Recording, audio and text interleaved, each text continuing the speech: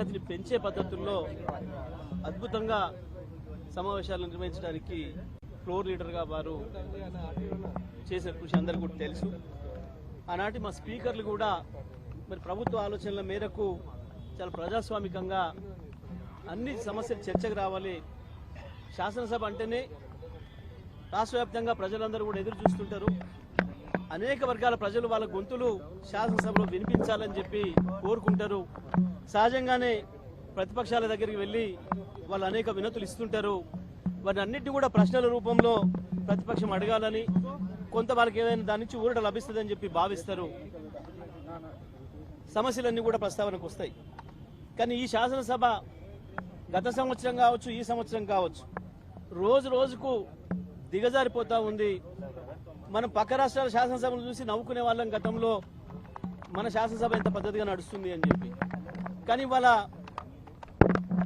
ప్రతిపక్షం గొంతు నొక్కుతూ అధికార పక్షం పూర్తి స్థాయిలో దాడి చేస్తూ ఒక నిరంకుశమైన పద్ధతుల్లో సభను నడిపించడానికి ప్రయత్నం చేస్తూ ఉంది.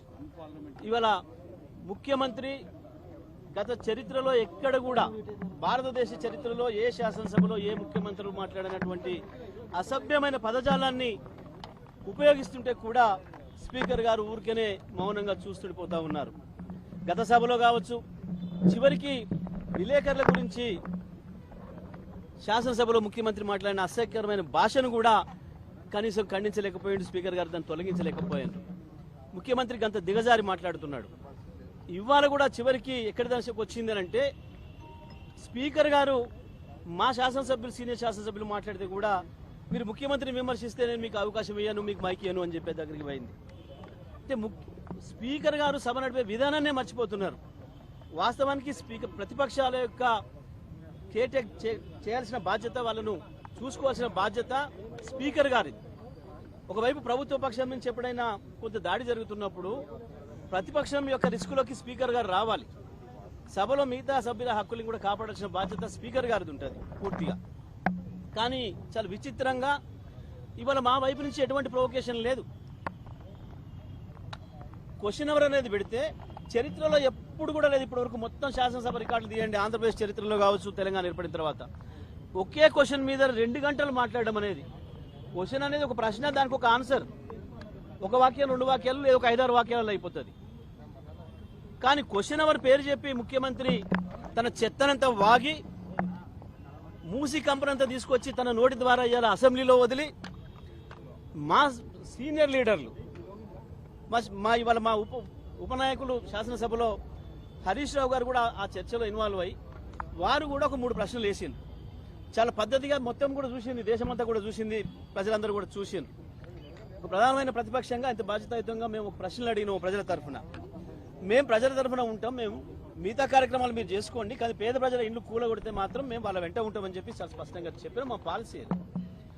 ఆ తర్వాత ముఖ్యమంత్రి ఇష్టం వచ్చినట్టు దాడి చేసేసి మాకు అవకాశం ఇవ్వకుండా ఇంకొక ప్రతిపక్షానికి అవకాశం ఇచ్చేసేసి మూసేస్తున్నప్పుడు మేము మా 2వ శాసనసభ్యురాలు, మా ఇంకో ఉపనాయకురాలు సబితా రెడ్డి గారికి అవకాశం వస్తే వారు మూసి ప్రస్తావన తేగానే స్పీకర్ గారు మైక్ కట్ చేస్తారు. సునీతా లక్ష్మారెడ్డి గారికి అవకాశం ఇచ్చి వారు మాట మొదలుపెట్టే ముందే మళ్ళీ కట్ చేసిండ్రు. మా ఇంకో డిప్యూటీ లీడర్ గారు తలసాని శ్రీనివాస్ యాదవ్ గారు, సీనియర్ నాయకులు, వారు మాట్లాడి ఇది పద్ధతి కాదు, శాసనసభను ఇట్లా నడిపితే ఎట్లా, మా సభ్యులు ఒక్క మాట కూడా అనలేదు, ముఖ్యమంత్రి గారు వారి ఇష్టం వచ్చిన పద్ధతుల్లో మాట్లాడినరు, ఇది సరైనది కాదు అని చెప్పి వారు మాట్లాడుతుంటే వారు మైక్ కట్ చేసారు. చివరికి మళ్ళీ మేమందరం డిమాండ్ చేస్తే హరీష్ రావు గారికి మైక్ ఇచ్చి దాన్ని కూడా కట్ చేసేసి మీరు ముఖ్యమంత్రిని విమర్శ చేస్తే నేను మైక్ ఇవ్వను అని చెప్పి మాట్లాడితే అసలు ఇది మన ప్రజాస్వామ్యమేనా, సభ నడిపే విధానమేనా? ఇది ముఖ్యమంత్రిని విమర్శించకపోతే ముఖ్యమంత్రిని డబ్బా కొట్టడానికి వస్తుందా ప్రతిపక్షం ఎక్కడన్నా?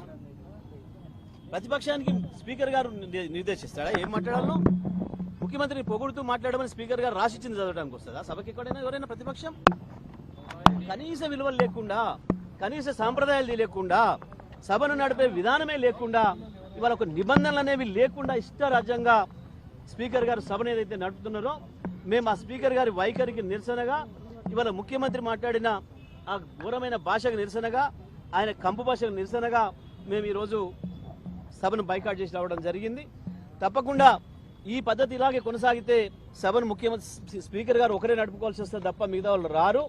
ఇది ప్రజాస్వామ్యంలో జరగాల్సిన విధానం కాదు. ఇప్పటివరకు భారతదేశంలో ఏ సభ చరిత్రలో కూడా ఈ రకంగా ఒక స్పీకర్ రూలింగ్ ఇచ్చే పద్ధతి ఉండదు. ముఖ్యమంత్రి గారిని పొగడండి, మీరు ముఖ్యమంత్రిని విమర్శిస్తే నేను అవకాశం ఇవ్వమని చెప్పడానికి స్పీకర్ గారికి అటువంటి అవకాశమే లేదు అని ఏ నిబంధనలలో కూడా లేదు.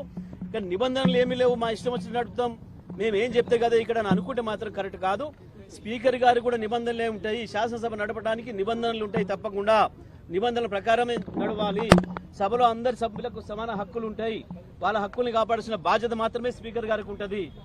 ఈ విషయాలు కూడా మర్చిపోయి ఏకపక్షంగా ప్రభుత్వానికి సపోర్ట్ చేస్తూ ఏదైతే స్పీకర్ గారు ఇవాళటువంటి మాటలు మాట్లాడినరో మేము దాని నిరసనగానే మేము ఈ రోజు సభను బాయ్కాట్ చేసి రావడం జరిగింది.